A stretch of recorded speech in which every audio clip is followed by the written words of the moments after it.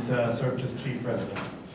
His wife Amber is a pediatrician. They have 2 children at home, a 2-year-old Greta and 2-month-old Patrick. He currently serves as the president of Cincinnati Guild for the Catholic Medical Association. So please give a warm welcome to Dr. Paul Day. Thank you. Well, that's so nice to be here. As he said, my name is Paul Day, and I'm a family medicine doctor in Cincinnati. I am originally from Kentucky, so please don't hold that against me. But if you... We like Kentucky. Oh, good. Oh, good. Okay. I may say y'all once in a while. That's just because that's how I was raised. So I'm going to be talking to you today about abortion pill reversal. Quick introduction about me. So he mentioned my daughter, Greta. She's about 2.5 years old and full of spirit, as you can see. And then, let's see, there's our newest addition, Patrick. He's a couple months old. And my wife somehow holds us all together and keeps everything in place. So she's at home wrangling those 2. So keep her in your prayers.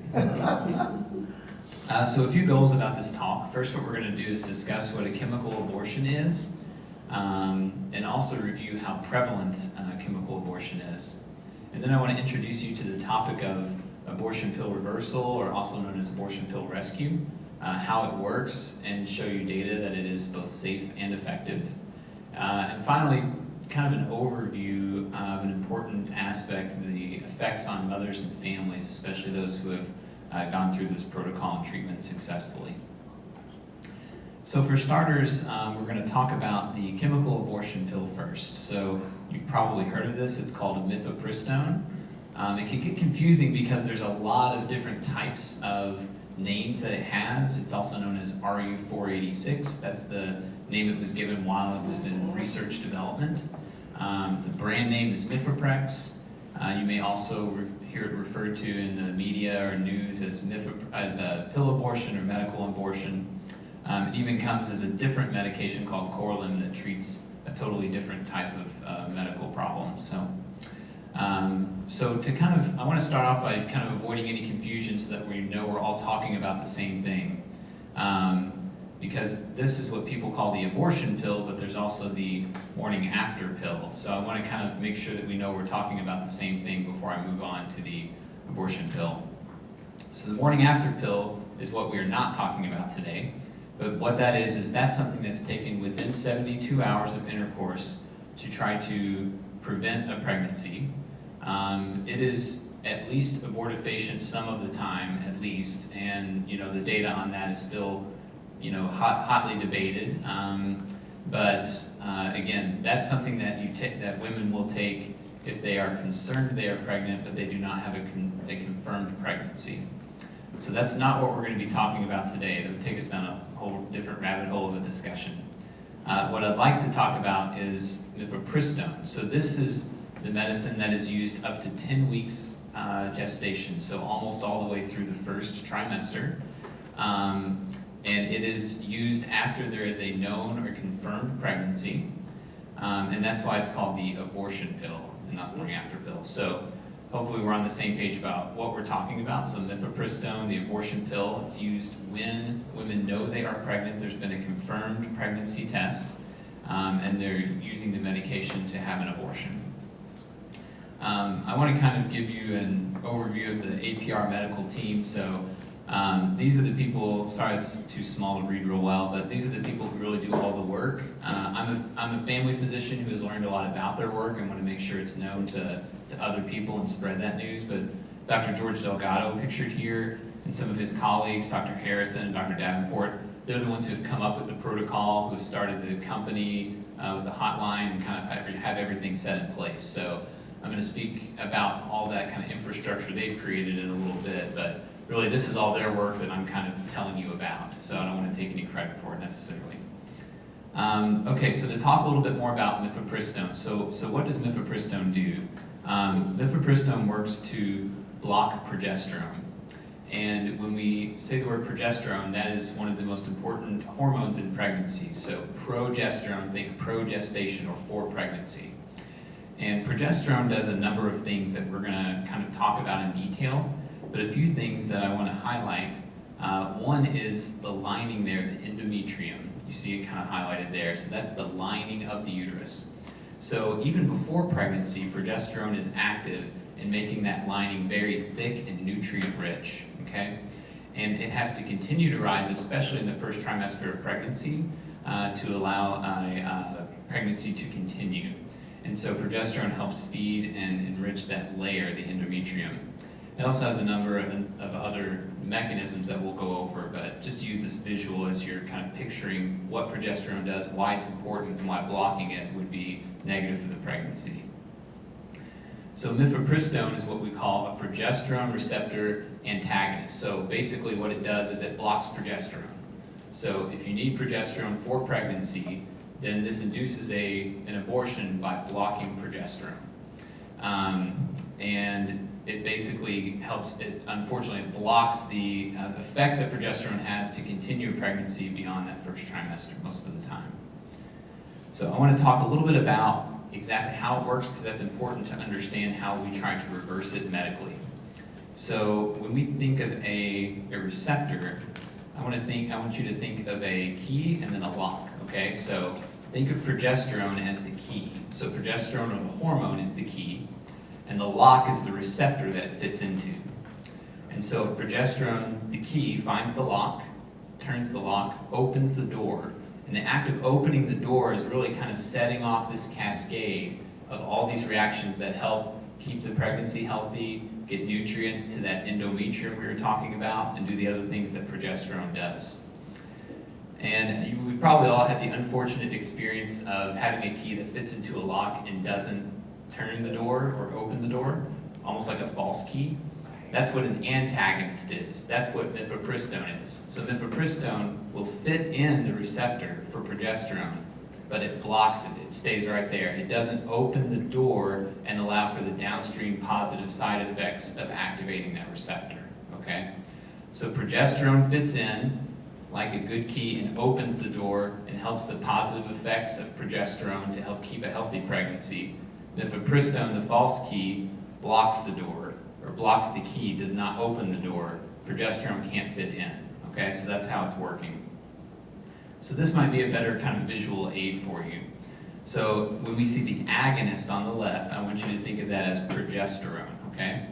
So that's the key, and the receptor that it's fitting into, that's the door, okay? So the key is fitting in, it's opening the door, and we have these downstream side effects of activation for a healthy pregnancy.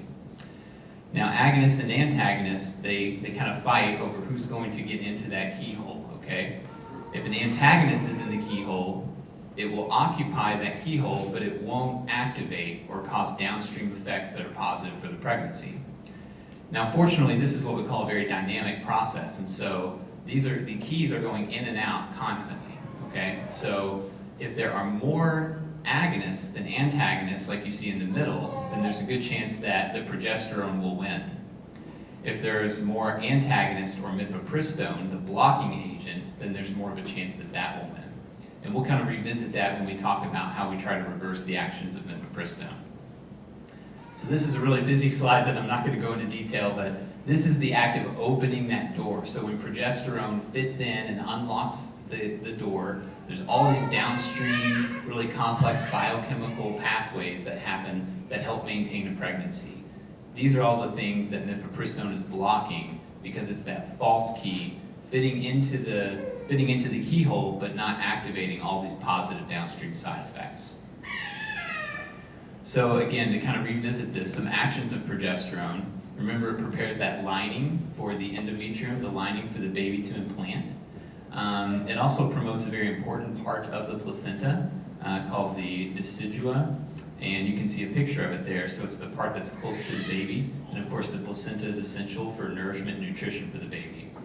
It also blocks the uterus from contracting. So the uterus is a muscle, and muscles contract or squeeze, but you don't want that happening until the 9th month when baby's ready to come out. And so progesterone helps calm or relax the uterine muscles so that that doesn't happen until it's time.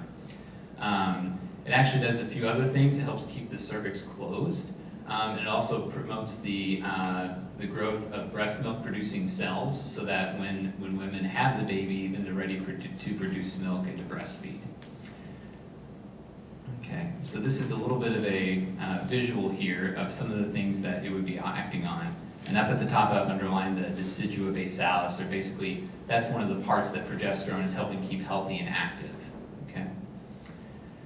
So let's go back to mifepristone. This is this antagonist or this false key that's blocking progesterone. It's been available since 2000. It's used now in at least 30 to 45% of abortions. They're performed with mifepristone. So we think in here a lot about the surgical procedures, and it's important to know about those, but these are extremely common, coming up to almost half of the abortions that are performed in the United States. And in other countries like Scotland, it's up to 80% of the abortions. So unfortunately, these are on the rise and something that we need to be aware of. And then at Planned Parenthood, about 43% of their abortions were with mifepristone, and that was in 2015. So mifepristone, the way it's used, if a woman goes in to a Planned Parenthood or a pregnancy center that offers abortions, they are given the medication and they're asked to go take another medicine 2 days later to help expel the baby. And again, this can be used up to 10 weeks gestation. I've seen it used up to 12 and unfortunately 13 weeks gestation as well. And so up to 10 weeks of pregnancy. So if a woman goes in, and that's the difficult part of this too, because often women think they're going in maybe to get some advice or some counseling, because if it's going to be a procedure, then there usually has to be, a time slot for that, and they need to come back and they have more time to think about it. But if they're within the first 10 weeks of pregnancy, they can come in thinking that maybe they're going to get some questions answered or get some advice. They're handed a medication, told to take another one 2 days later, and that will, quote, take care of it for them. And so this is an important thing to be aware of, especially people who do sidewalk counseling, things like that. Women aren't always asked to come back for a procedure. Sometimes it's the first visit that these things are offered, unfortunately.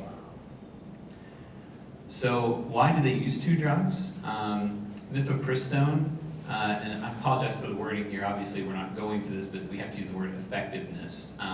Is not always effective at killing the baby. Survival at the most is up to 25%. They think it's lower, maybe 10 to 15%. And up to 40% of the time, the baby will not exit the uterus, and so they use another medication called misoprostol or Cytotec to help the uterus contract and to expel the baby. So if you remember what progesterone helps do, remember it helps nutrition and everything, but it also helps relax the uterus so it doesn't contract. So if mifepristone's blocking that, then the uterus is going to be a lot more likely to contract, okay, and expel the baby. So just kind of an overview of a few things. That abortion pill reversal, I'm going to talk about, different things about it, and especially that it's safe and effective. And so we're going to go over a few things that will hopefully highlight that for you. There's been a few studies, and I'm not going to delve into them real deeply, but just so that you know they're out there. And this is Doctors Delgado and Davenport, and they've studied different case reports on progesterone used to reverse the effects of mifepristone, or that false key. So what they do, they basically have a hotline that's called, and we'll go over this data a little bit more later, but success rate with their protocols is about 60 to 70%. So it's not 100%, which is what we hope for, but it's much, much higher than that, 25% or lower that of babies that survive with just the mifepristone alone. And to compare the two groups, we're going to go over this a little bit more, but when we do a study, we always want to make sure if something's going to work, we want to use a medicine in one group, and we don't want to use the medicine in the other group. But obviously, if we feel like this is going to work, that's not really an ethical way to treat women who have taken mifepristone if we're hoping to save their baby. And so we're going to talk about how they've gotten that data to say that it works compared to just mifepristone alone. So mifepristone alone, this embryo survival rate is about 7 to 23%. It depends on the different studies you look at. And 60 to 80% are what we call a completed abortion rate. Now, what does that mean? That doesn't mean that the baby's still living, unfortunately. Sometimes it just means that the baby has died but has not exited the uterus yet. And so we'll touch back on this because often people will cite this percentage to say, well, the reversal agent doesn't really work. It's not that much different than the percent that you're doing with your protocol to help reverse it. And so if we look at this, we're going to say, okay, 20 to 40% of the time, the uterus is not empty, but the baby's only survived, unfortunately, 7 to 23% of the time. And the reversal agent helps 60 to 70% of babies survive.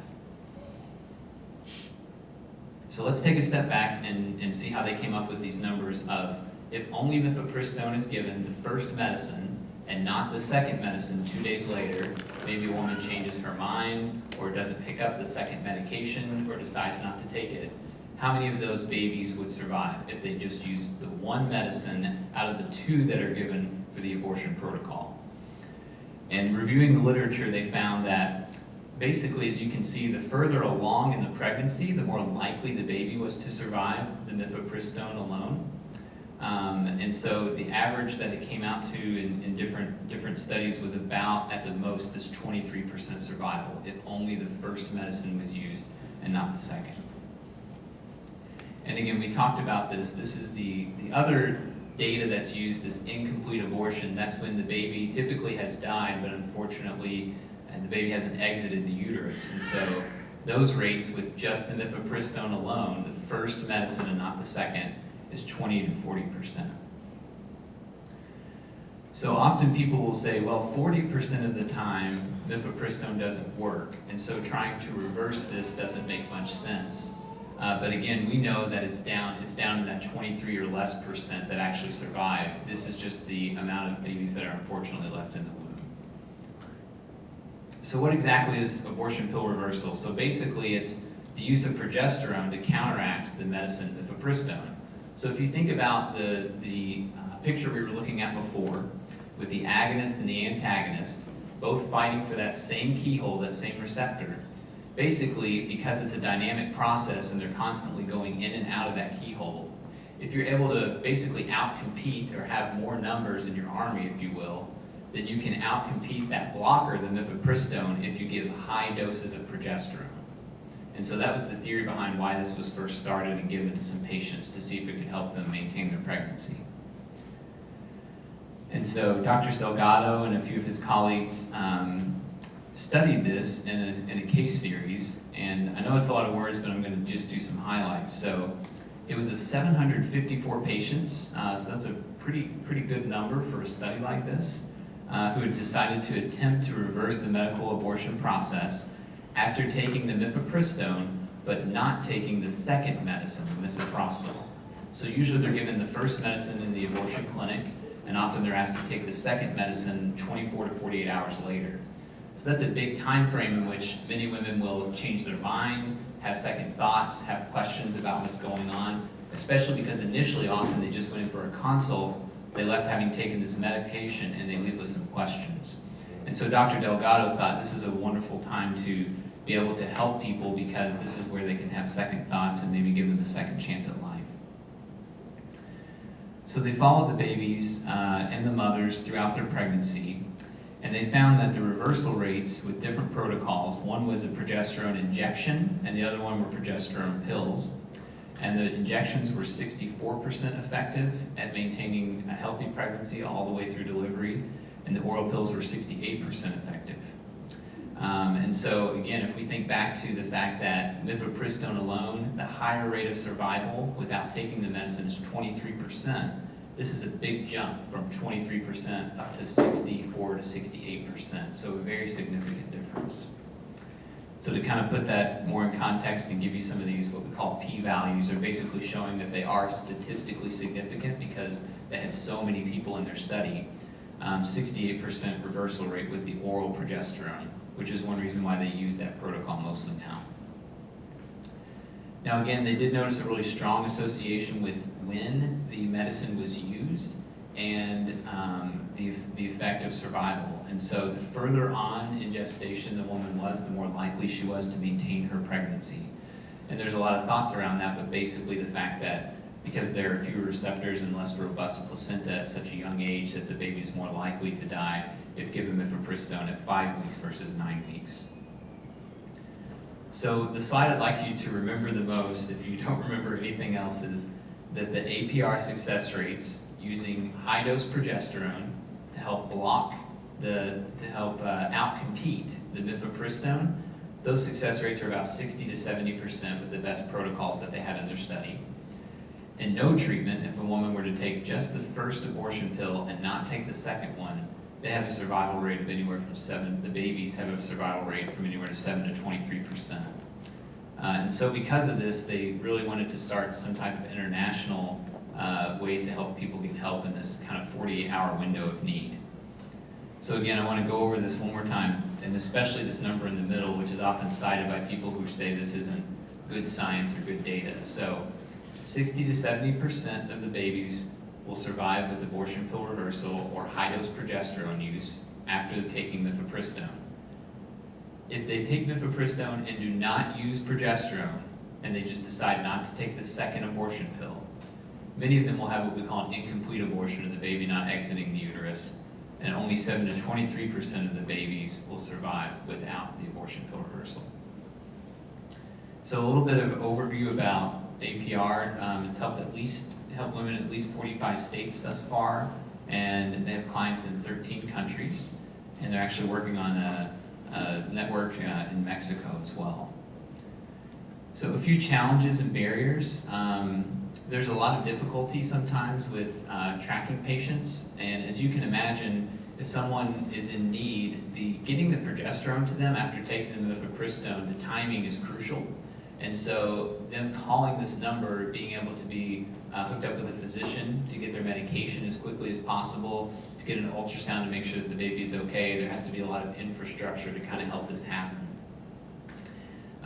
It's also sometimes difficult to track patients. Sometimes people will have second thoughts and take progesterone for a few days and then still be unsure, and so they can be lost to follow-up, and so those are numbers that are hard to kind of help make the data more reliable. There's also unfortunately a lot of pressure from abortion clinics, especially at that first visit, to just take a medicine and, like I said, quote, take care of it. And then progesterone is actually not usually carried at most doctors' offices, so it requires an extra trip to the pharmacy. One of the things I'd like to touch on too is people will ask, well, if they're given this first medicine and the baby survives with progesterone, do they have an increased risk of birth defects? Would a woman not want to take that because of that? And is progesterone even safe to use in pregnancy? So the concerns about birth defects. So this, I think, highlights it really well. So mifepristone, the first medicine, that false key that's used, there's no data suggesting any birth defects. Now the second medicine, the misoprostol, and this protocol is used before that medicine is given, that has been linked to birth defects if the baby survives that medication. And so misoprostol, or Cytotec, the second medication, has been linked to a few types of birth defects. But I want to focus back on mifepristone. So if you go way back, they were doing some studies in animals. They said it may be teratogenic or basically cause birth defects in rabbits. It didn't in monkeys and rats, but they were having a hard time finding human data.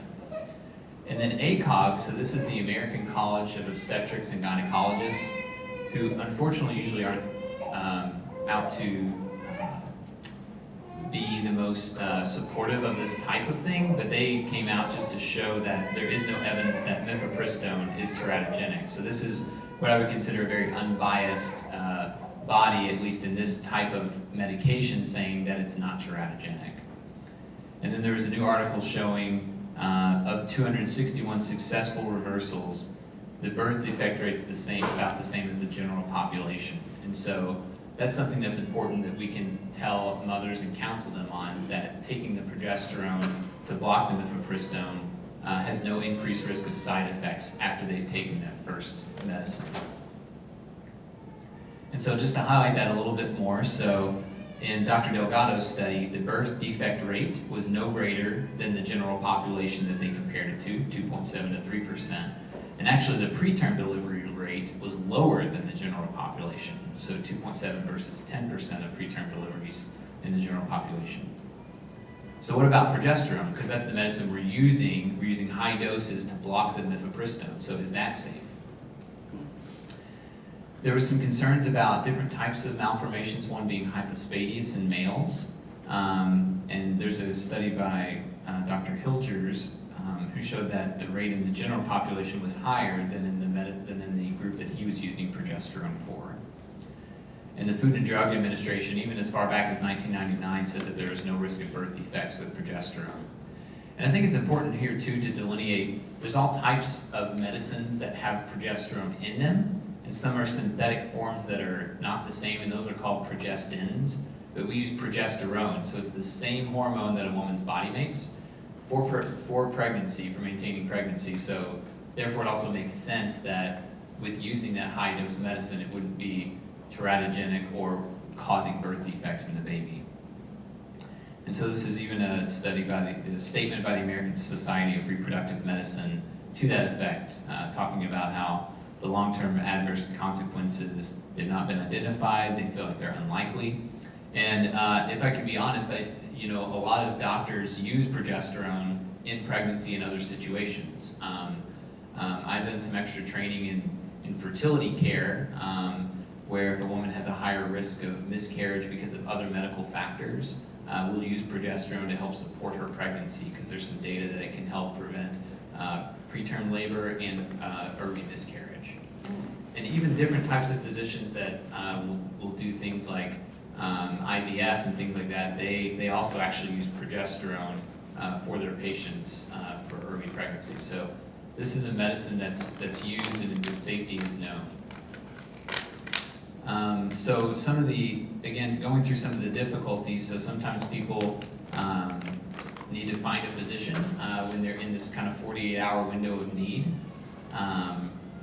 And again, we kind of talked about the junk science claim that many say it is because of the comparing the data. And just to kind of go over, it's kind of rests on 3 pillars. So we've talked about these, but I really want to highlight them again. So the biologic logic is that we know how progesterone works and we know how mifepristone works. And any biologist or biochemist wouldn't argue with you by saying if you have an agonist and an antagonist or a key and a false key, if you want to block one, you just give more of one and try to outcompete the other. That's a known scientific thing we do in other aspects of medicine as well. And then there was an animal study where they gave mifepristone alone to pregnant mice, and then mifepristone and progesterone to pregnant mice. All the ones that received just mifepristone, the pups died, but in mifepristone with progesterone, they had a much higher survival rate. So it's been shown in animal studies. And then of course there's the data of APR that they're putting out now. Again, trying to remember those numbers, that 60 to 70% success rate versus the 7 to 23% survival rate of just the first medicine alone. And this is also considered an off-label use of a medicine, which often people will talk about and saying that it's unsafe. But believe me, as a physician, we use medicines off-label all the time. A lot of medicines are only made for one specific type of disease, but because we know how they work and because we know how the human body works, we're able to use them to help people in their health in other ways. So that's something that's done all the time in medicine. And other people will say, well, do people really change their minds? Well, as we've talked about, often women go in looking for guidance and they kind of leave a little bit stunned, having taken a medication and are still trying to process everything. And even on the lower end, would say at least 10% have ambivalence or second thoughts. We think that's much, much higher, obviously. But even if it was 10%, if you think about the numbers of these abortions that are done every year, that'd be 35 to 40,000 people. And that's 10%. And we think it's much, much higher. So that's a lot of people potentially to be reached every year who are undergoing a chemical abortion. So a few things I'd like you to take away are that the mifepristone reversal using progesterone, it's safe and effective. It shows that it can be stopped by the administration of progesterone by outcompeting that antagonist with the agonist, by knocking out that false key by using the true key. And the goal, and there's no scientific evidence showing that mifepristone significantly increases the risk of birth defects. and that progesterone is safe to use in pregnancy, the medicine that is used. And so I won't go too much into detail here, but there is, this kind of just highlights the protocol that is used. There's a protocol that's been established for high-dose oral progesterone the first few days, and then it's tapered off a little bit, and then the physician will monitor that, monitor their levels, and monitor them with serial ultrasounds as well. And again, like I touched on, there's other fields of medicine where we use progesterone in pregnancy, even outside of abortion pill reversal, and it's felt to be safe. So women can go to abortionpillreversal.com. They changed it recently to abortionpillrescue.com because they're under Heartbeat International now. And often that's how they get hold of people, is by just Googling it, basically going to the website and calling the hotline. So right now there's at least there's more than 350 APR physicians kind of scattered throughout the United States. And the goal, of course, is to get more people so that it's saturated, so that whenever anyone gets a call, there's someone very near them who's able to see and provide this type of care for them. And so we ask about, especially pregnancy resource centers, places like that can serve as a hub to communicate between that patient and the doctor to kind of get everyone hooked up. The process is very well done. So they have a hotline staffed by nurses. They have a compliant intake sheet where they get all of their information, their allergy lists, how far along they feel they are in pregnancy, any symptoms they're having. It's managed medically appropriately as far as they have any concerning symptoms like vaginal bleeding or cramping or other concerns. And there's a protocol, there's like a kit for physicians, and then there's even advice from kind of the experts for someone who's providing the care. So I just wanted to touch on a couple of things, so kind of the faces behind the numbers, so just to highlight maybe one story for you guys of someone that utilized this. We kind of we went over some of the challenges and barriers, and hopefully we broke through some of those.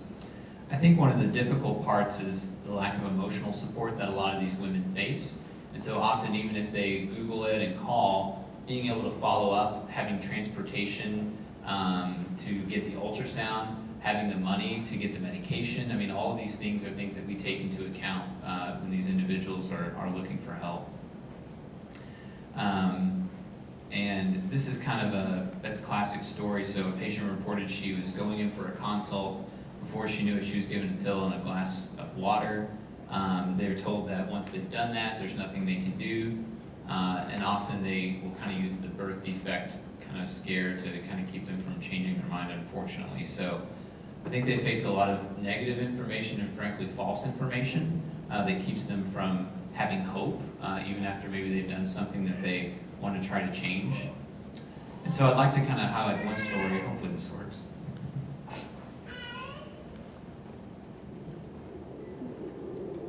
I decided to get an abortion at 19 because I couldn't, or so I thought, financially support a baby. I didn't even want to.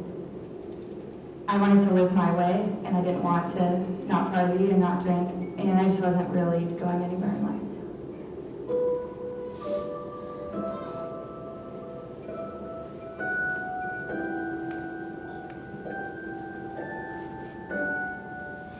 So I took the first pill on a Friday night at Planned Parenthood, and I took it in front of the nurse, even though I knew I didn't want to take it.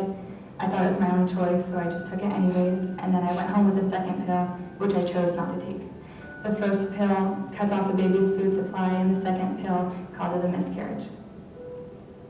It was raining, and I had to drive home at 5 p.m. back-to-back traffic, so it was a long ride, and I had time to think about it, and I felt intense regret and remorse and pain for what I had done. And it was, the rain reminded me of Jesus crying.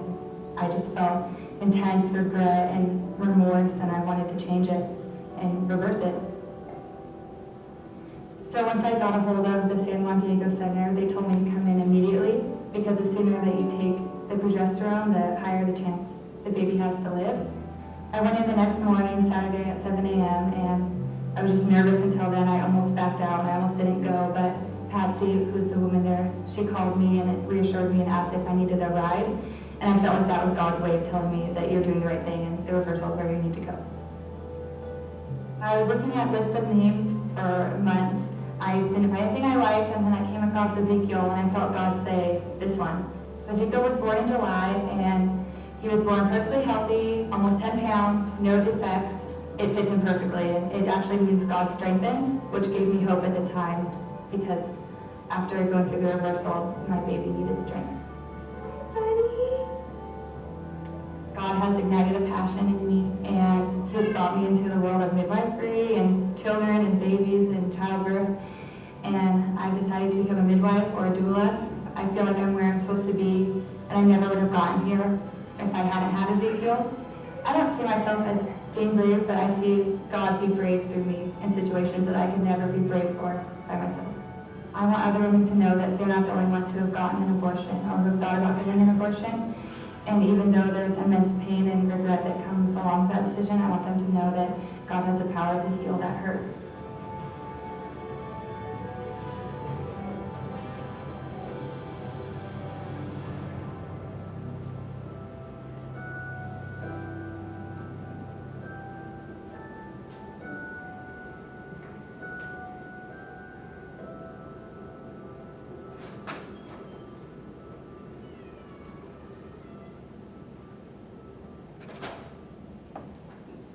Great.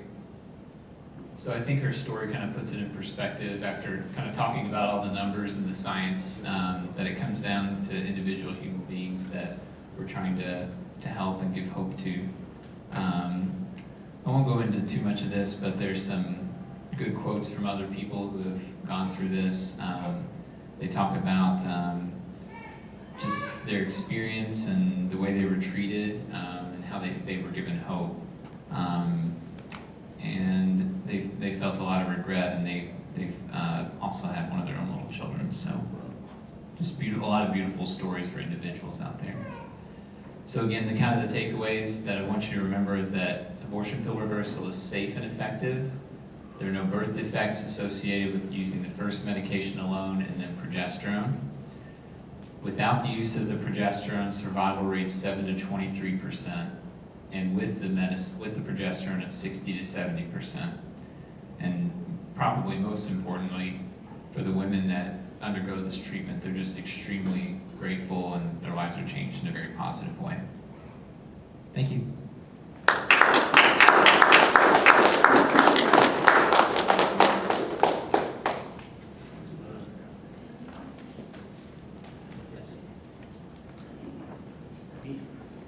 I was just wondering, is there statistics on where these pills are dispensed at? Like, I know we got Planned Parenthood Southwest Ohio. Are all the pills actually dispensed there, or could they be distributed at clinics such as up in Springfield? That's a good question. I don't know 100%. I know a lot of them are at Planned Parenthood. You know, they can be distributed at other locations as well, but usually it's available, especially if it's available right where they're going. It's somewhere that provides abortions as well, typically. And I wasn't sure if the Ohio Department of Health puts out statistics. I'm not sure if they break that down or not. Yeah, they may. I'm not aware of them. That's a really good question. Because in our county, abortions went down in Ohio, but they went up in Clark County. Mm-hmm. And we were kind of wondering why, because we keep saying we don't have an abortion clinic. Maybe that's a possible explanation. Right, that's a great thought, absolutely. You mentioned giving of the progesterone, but I didn't catch how many days the woman will take the progesterone.